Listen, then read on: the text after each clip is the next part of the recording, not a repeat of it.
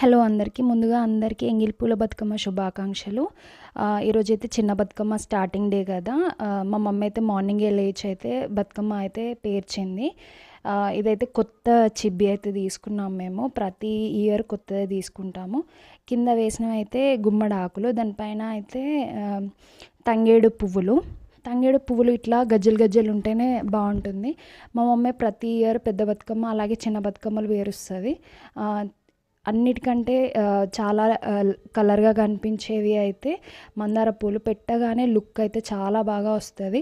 So మీకు ఉంటే మీరు కూడా చాలా పేర్చుకొనే ఉంటారు. ఈ టైం వరకు ఆడుతూనే ఉంటారు నాకు తెలిసి. నేనైతే ఇది ఈవినింగ్ అయితే పోస్ట్ చేస్తున్నాను.